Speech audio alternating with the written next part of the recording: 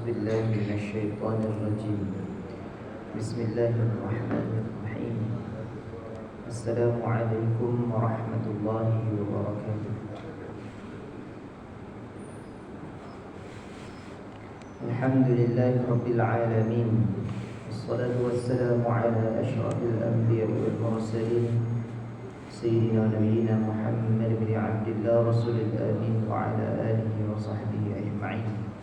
سبحانك لا علم لنا إلا ما علمتنا إنك أنت العليم الحكيم.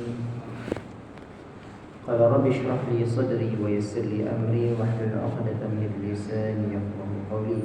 أما بعد، alhamdulillah, syukur Allah Subhanahu wa taala. InsyaAllah kita sambung kepada perbahasan berkaitan dengan hadis-hadis akhir zaman, yang mana insyaAllah pada hari ini aku mula ambil daripada kitab hadis 40 akhir zaman, yang mana ditulis oleh Syekh Abu Ali An-Nadwi ataupun lebih dikenali sebagai Syekh Zamzam.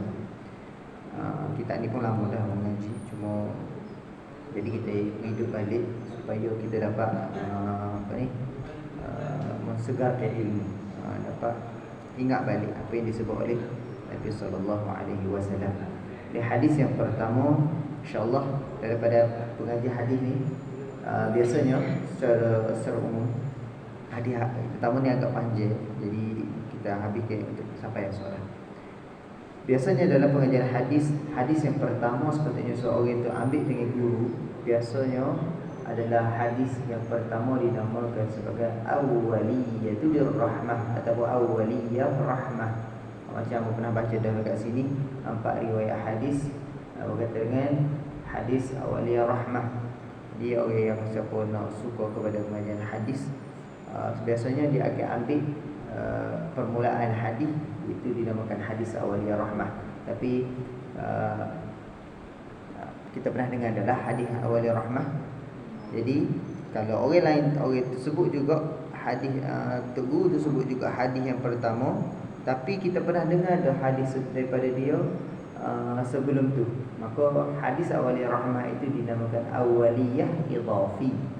Tapi kalau benar-benar kita baru mendengar, kita mengaji dengan satu guru, kita mendengar hadis awaliyah tu yang keluar daripada murid yang pertama adalah hadis awaliyah tu, maka itu dinamakan hadis awaliyah hakiki.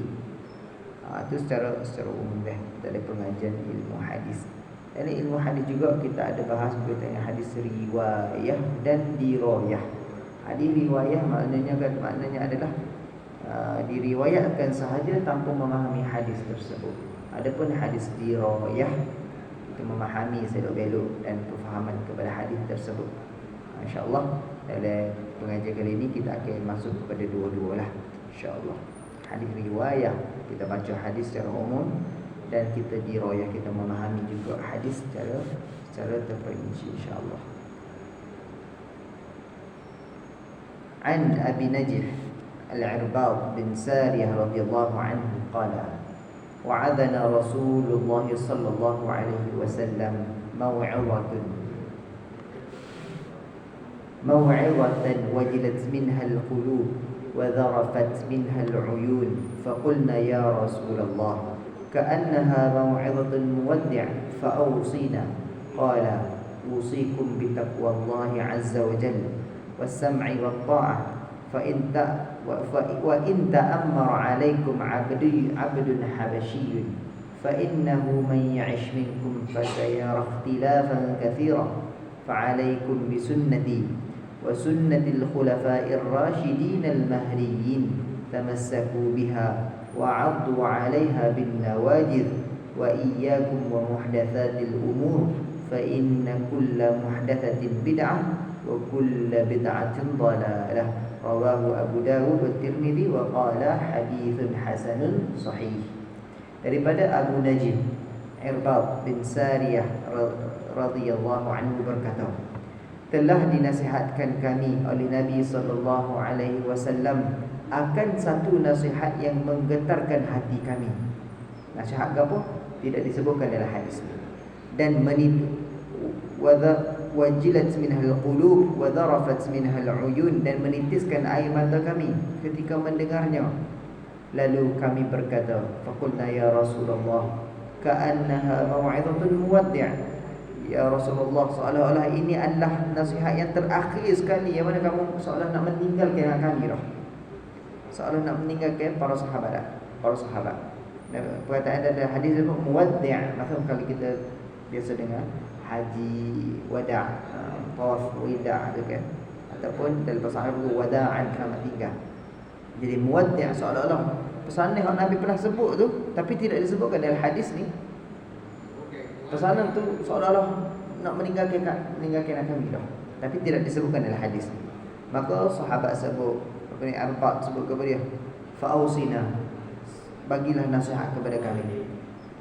Qala, maka Nabi SAW sebut, usikum bittaqwallah, aku berwasiat kepada kamu supaya sentiasa bertakwa kepada Allah, was-sam'i wat-ta'ah, dan taat dan patuhlah, taat dan dengar dan taatlah kepada pemimpin. Wa in ta'ammara 'alaikum 'abdun habasyiyun, sekalipun yang memimpin kamu itu adalah daripada seorang hamba. Tapi hamba sahaya jadi pemimpin. Nabi sebut, sekalipun daripada hamba kamu kena taat.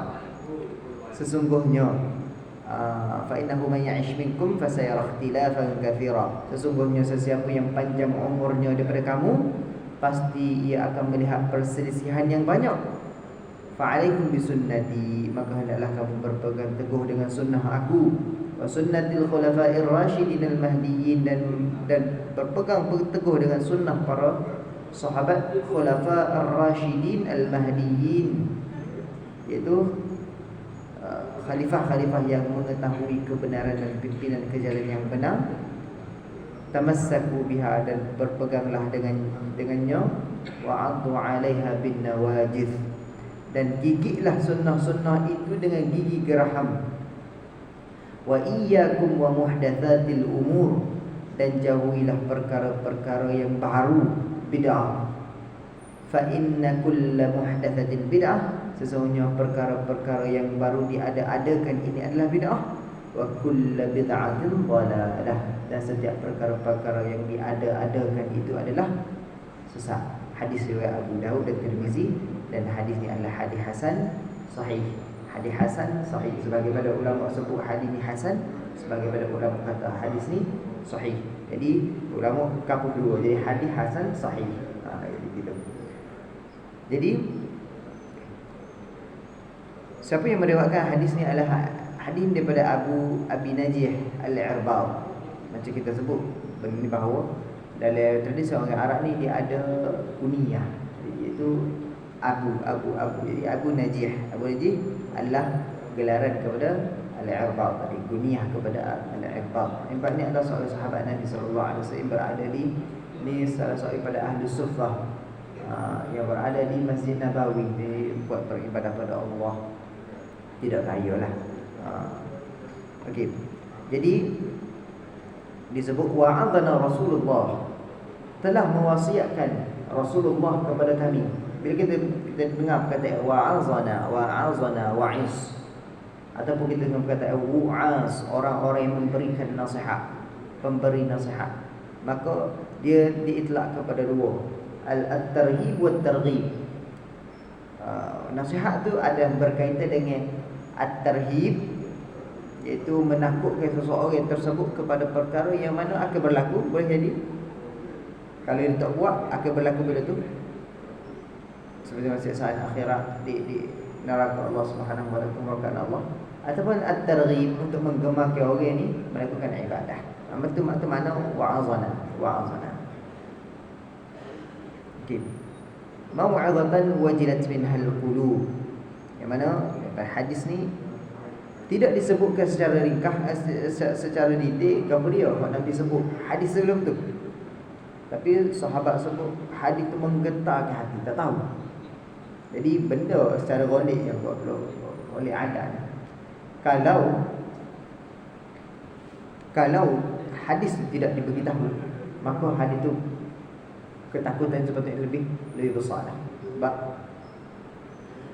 Sebabnya tidak diberitahu secara terperinci apa yang Nabi sebut, dan menggetarkan hati sahabat. dan sahabat sebut benda tu, maka itu lebih menakutkan kita lebih lagi pada akhir zaman ni.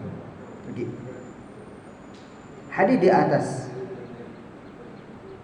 mengandungi pesanan yang sangat berharga daripada Nabi sallallahu alaihi wasallam, terutamanya bila berdepan dengan zaman yang penuh kacau bilau dan perselisihan seperti mana kita hadapi pada hari ini. Maka di dalam hadis tersebut Nabi sallallahu alaihi wasallam menyebutkan bahawa hendaklah melazimi takwa kepada Allah dalam keadaan apa sahaja dengan mengerjakan segala perintah Allah dan menjauhi segala larangannya. Ini adalah pesanan Nabi sallallahu alaihi wasallam yang pertama. Nabi kata, usikum bitaqwallah, aku berwasiat kepada kamu untuk bertakwa kepada Allah Subhanahu wa taala azza wa jalla. Takwa kepada Allah. Takwa dengan makna berasal daripada perkataan wiqayah. Takwa berasal daripada perkataan wiqayah. Wiqayah ni maknanya adalah menjaga, benteng daripada seorang itu daripada kemurkaan Allah, daripada perkara Allah larang, dan benteng hati juga daripada terus bentengkan nafsu daripada tidak melakukan perkara yang mana Allah suruh. Maknanya sentiasa melakukan apa yang Allah suruh, melakukan apa yang Allah suruh, dan meninggalkan segala perkara yang Allah larang. Itu adalah melazimi takwa. Sekiranya kalaulah ada orang tanya, macam mana nak amalkan hadis ni? Maka kita sebutlah seperti mana Nabi sallallahu alaihi wasallam sebut, bertakwalah kepada Allah Subhanahu wa taala. Di mana-mana saja kena takwa kepada Allah. Di mana-mana saja. Hatta di kedai kopi sendiri pun kena takwa kepada Allah. Sebab Nabi sallallahu alaihi wasallam sebut kepada dalam hadis yang Nabi sebut, ittaqillah haitsu ma kunta, bertakwalah kamu kepada Allah di mana-mana sahaja kamu berada. Luar rumah, di kebun, di pasar, takwa semuanya kepada Allah Subhanahu wa taala. Ada orang keluar daripada rumah tak pakai baju, maka hukumnya adalah haram. Tak pendapat muktamad dalam mazhab Syafi'i, hukumnya adalah haram. Tak pakai baju, orang puas tengok. Orang puas tengoklah. Maksudnya kalau ada orang tengok. Kalau tak ada orang tengok tak ada masalah. Haram hukum dia. Puas melihat kepada badan lelaki, hukumnya adalah haram. Takwa di mana sahaja kita berada. Sebab itulah fahaman sekularisme, fahaman liberalisme sekular kata agama di masjid-masjid ya. Agama di madrasah-madrasah saja. Tidak di luar. Di luar nak kecek bab urusan dunia saja. Atau menyimpang, bercanggah dengan hadis Nabi sallallahu alaihi wasallam. Ittaqillah, takwalah kamu haitsu ma kunta, di mana saja kamu berada.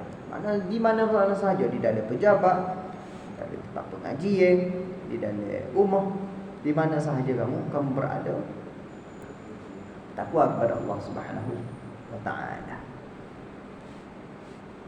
Arti yang berlaku pada zaman hari ini, sistem pendidikan kita ni banyak dipelopori oleh sistem sekular, bermanhajkan sekular. Mana kata kalau pergi kepada sekolah-sekolah, pergi kepada madrasah ataupun kolej-kolej, tidak rasa adanya agama. Tidak rasa adanya agama.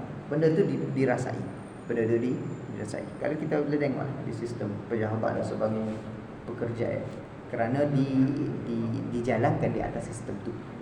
Tapi di dalam Islam, di dalam Malaysia sendiri semuanya di bawah takbir urus umat Islam. Jadi ni Islam ni adalah Malaysia ni adalah negara Islam, tak ada masalah. Okey. Cuma kita nak bagi faham daripada hadis ni dah. Jadi takwa kepada Allah Subhanahu wa taala di mana sahaja kita berada. Dan Nabi sallallahu alaihi wasallam sebut was-sam'i wat-tha'ah, kamu dengar dan kamu patuh kepada pemimpin. Nak dengar dan patuh kepada pemimpin, iaitu dengar dan mentaati perintah pihak yang menguruskan orang-orang muslimin. Siapa dia? Pemimpin itu para sultan. Jadi Perdana Menteri itu pemimpin juga, tetapi yang lebih tinggi daripada itu adalah sultan. Jadi sultan kita ni alhamdulillah, semuanya sultan di Malaysia ni semuanya beriman kepada Allah Subhanahu wa taala, tidak ada yang syirik kepada Allah, tak ada. Jadi sultan kita ni semuanya molek-molek berlaku, menjaga kepada hal ehwal agama Islam dan menjaga kepada muslimin. Jadi kalau orang kata menteri besar tu pemimpin juga, tapi ada lebih tinggi daripada pemimpin dia, maka boleh dipecat. Tapi itu dalam sistem politik sekarang lah. dalam sistem politik, pemecatan dan sebagainya tu daripada kekosongan kekuasaan tu dalam perbahasan politik. Jadi pemimpin yang sebenar adalah para sultan, para sultan. Dan haram hukumnya walaupun pemimpin tersebut adalah orang Islam, tetapi kita ni orang Muslim berada di dalam negara tersebut, haram hukumnya apa dia? Menggulingkan kerajaan yang mana sekalipun dipimpin oleh kerajaan orang Islam tetapi dia adalah orang yang zalim. Hukumnya adalah berdosa, haram. Apa yang dilakukan kepada kita adalah kita dengar dan patuh akan perkara yang mana dia disuruh kepada benda molek, tetapi kalau disuruh kepada perkara yang haram, maka hukumnya tidak dibolehkan untuk ikut. Ini yang berlaku bila mana dia nampak orang ni orang Islam, yang memimpin adalah orang Islam, tetapi berlaku zalim kepada masyarakat di dalam negara tersebut, hukumnya adalah berdosa. Kalau orang ni nak menjatuhkan kerajaan tersebut. Hanya berlaku kepada di Syria, kerajaan Bashar al-Assad. Ini berlaku. Yang mana kita ketahuilah di Syria rosak habis memang sekarang kerana pemimpin yang zalim. Dia Islam tapi pemimpin yang zalim. Yang mana Dr. Said Ramadan Al-Buti pernah cerita kat sini. Dr. Said Ramadan Al-Buti pada waktu tu tidak membenarkan masyarakat ni untuk bangkit. Jangan bangkit sebab walaupun pemimpin zalim dia Islam, syarat nak gulingkan kerajaan dia ada dua. Pemimpin tu sendiri kafir ataupun zahir kekufuran di dalam masyarakat. Pada waktu tu semua Sunni belakang ni Syria ni. Sunni. Cuma pemimpin ni Islam, cuma dia zalim. Maka Syekh Dr. Ramadan Al-Buti dia kata tidak bagi jangan bangkit untuk gulingkan kerajaan. Berbeza dengan fatwa Dr. Yusuf Qaradawi suruh bangkit. Maka dikritik. Dr. Yusuf Qaradawi kritiklah. Ada sebahagian beberapa daripada ulama-ulama di Syria ni, ada yang kata sokong kepada pemimpin, ada yang kata tawakuf tak kecek gapo, ada yang kata tidak sokong. Daripada sudut pemimpin kerajaan Bashar al-Assad lah. Jadi Dr. Said Ramadan Al-Buti sendiri pun mengkritik Dr. Yusuf Qaradawi untuk kerana suruh bangkit untuk menggulingkan kerajaan. Dan apa yang berlaku kita tengok, kebanyakan ulama selepas pada berlakunya revolusi Syria sekarang ini, berlaku pada Syria sekarang ini, rosaknya Syria pada hari ini, semuanya U-turn balik kepada fatwa yang disebutkan oleh Dr. Said Ramadan Al-Buti, yang mana kalaulah masyarakat ikut apa yang disebut oleh Dr. Said Ramadan Al-Buti, maka ramai nyawa yang terselamat, cukup ramai nyawa yang terselamat untuk tidak menggulingkan kerajaan. Tapi kerajaan rakyat bangkit, bila bangkit habislah pemimpin yang zalim, macam-macam dia keluar, bunuh dan sebagainya. Ini yang berlaku. Ini sebahagiannya Dr. Said Ramadan Al-Buti sendiri pun dia kata dia mendapat mimpi daripada Allah Subhanahu wa taala akan berlakunya kekacauan yang besar. Dan betul firasah. Ini disebut ittaqu bi firasatil mu'min, takutlah kamu kepada firasah orang-orang mukmin, fa innahu yanzuru bi nurillah, kerana dia ni melihat dengan cahaya direct daripada Allah Subhanahu wa taala. Semua sekali daripada Allah Subhanahu wa taala. Jadi kalau kita tengok kepada ulama, ramai U-turn balik. Kerana inilah peranan ulama. Ulama inilah peranan dia, iaitu menjaga nyawa masyarakat daripada terbunuh. Menjaga nyawa masyarakat daripada terbunuh. Sebab itulah jangan tergopoh kapal. Jangan tergopoh kapal. Jadi kalau kita ni semangat saja, tetapi ulama tengok depan lagi.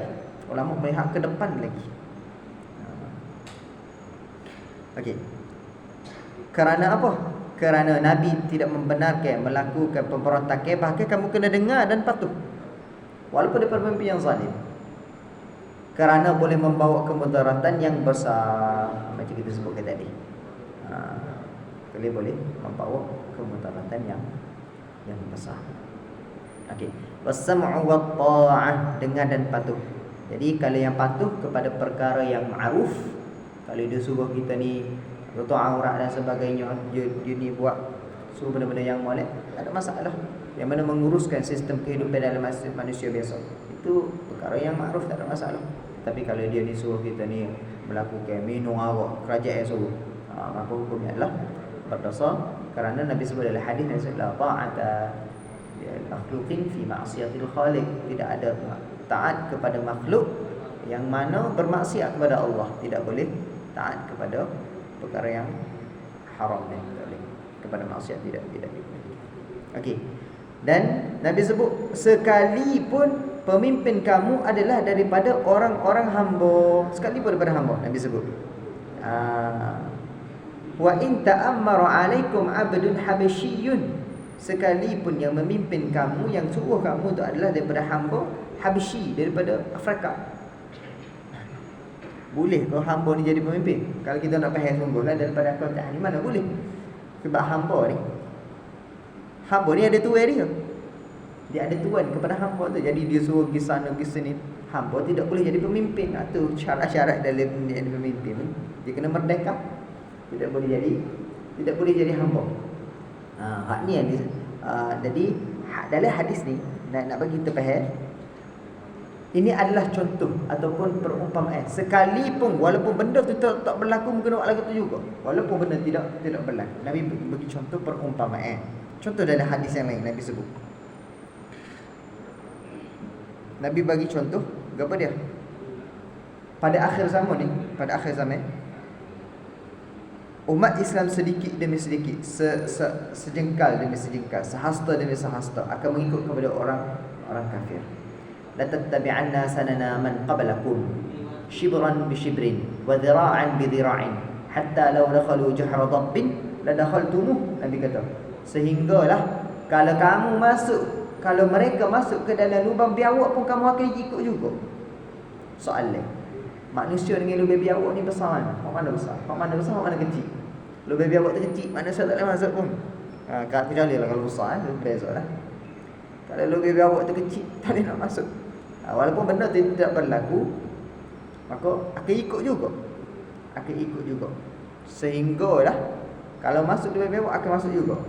Itu Nabi nak bagi contoh beberapa perkara walaupun tidak berlaku dalam keadaan realiti. Kerana para hamba ni tidak boleh menjadi ketua. InsyaAllah kita akan sambung pada esok hari. Nabi sebut fa innahu man ya'ish minkum fasayara ikhtilafan katsira. Sesungguhnya barang siapa hidup selepas pada kamu, lepas pada ni, kamu akan tengok perpecahan cukup banyak. Ni apa berlaku pada zaman hari ini. InsyaAllah kita akan sambung pada esok. Wallahu a'lam bis-shawab. قولي هذا استغفر الله العظيم لي ولكم. السلام عليكم ورحمة الله وبركاته. أعوذ بالله من الشيطان الرجيم. بسم الله الرحمن الرحيم.